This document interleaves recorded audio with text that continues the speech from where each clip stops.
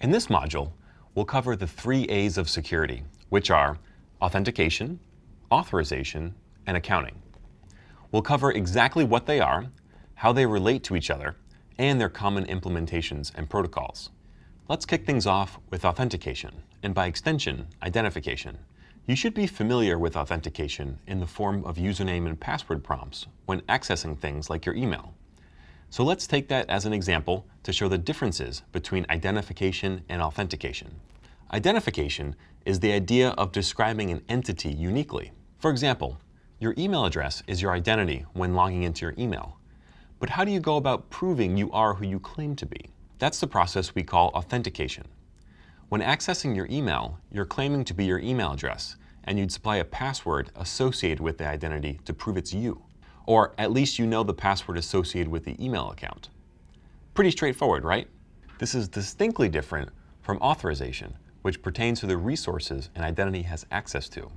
These two concepts are usually distinguished from each other in the security world with the terms auth-n for authentication and auth-z for authorization. In our email account login example, by authenticating using your email address and password, your identity is authorized to access your email inbox, but you're not authorized to access anyone else's inbox. We really don't want anyone else getting access to our inbox, right? So what can we do to ensure that only we are able to identify and authenticate as our email account? We could start by ensuring that we're using a strong password. But what exactly constitutes a strong password? Well, what do you think of the password ponies? Would you categorize that as a strong password? I hope not.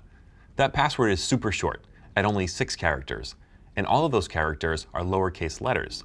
This is a short and simple password, but that could be easily broken through brute force or dictionary-based attacks. Ponies would almost definitely be in a dictionary file, and 6 characters doesn't provide a large pool of possibilities for an attacker to try. We can ensure our password is strong by making it longer and more complex, adding numbers, uppercase letters, and special characters like punctuation. What do you think of the strength of this password? That seems way more secure, doesn't it? It adds complexity, which increases the pool of possible passwords and is longer at 10 characters. But which of these 2 passwords do you think you would be able to remember tomorrow? Probably not the strong one, right? This highlights a super important concept in security. There's often a trade-off between security and usability. With our password example, the more usable password that's easy to memorize is less secure, while the more secure password is much more challenging to remember. This concept applies to many other security subjects, not just passwords. You can think of security as risk mitigation, and when it comes to risk mitigation, it's impossible to completely eliminate the risk. The best you can do is understand the risks your systems face, take measures to reduce those risks, and monitor them. Think about it like this. The most secure computer system is one that's disconnected from everything, including networking and even power, and is locked in a concrete bunker hundreds of feet underground that no one has access to. While this is an incredibly secure machine, almost impossible to compromise, it's basically useless since it's powered off and no one can access it. This is an extreme example of the security versus usability trade-off, but you get the point. Coming back to our password example, we obviously need to find some sort of happy medium, but where we have a reasonably secure password that's also somewhat easy to memorize. How about something like this? We started with the short phrase, "I like ponies," then replaced some letters with numbers that resemble the letters to help with memorization. We also swapped the S with a Z, since they're similar sounding, and tacked on some numbers as a suffix. At first glance, this seems like a very complex password and would be hard to memorize, but it's easier than our random password example. Problem solved, right?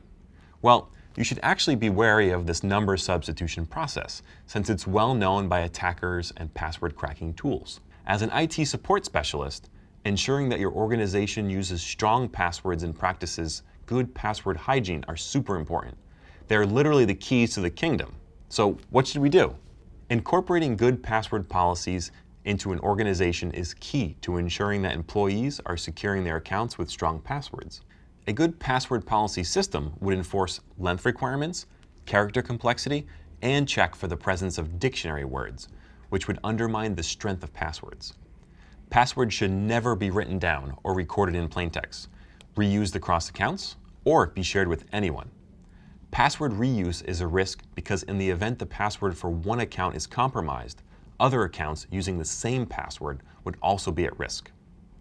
Sharing passwords should also be a no-go, since this undermines the identity of an account because someone else now has the ability to log in as that user. Along with requiring the use of strong passwords, a password rotation policy is also recommended, since this safeguards against potential undetected compromise of passwords. But it's important that a password rotation period isn't too short. Why? The inconvenience of having to change passwords so often may actually encourage poor security behavior by users. So let's say you required your organization to create highly complex passwords and to change them every 3 months. It's very likely that a significant percentage of users would write down their passwords on Post-it notes or on their phones, a big no-no. Despite the policy being designed to increase security, it actually has the opposite effect because of the inconvenience it causes your users.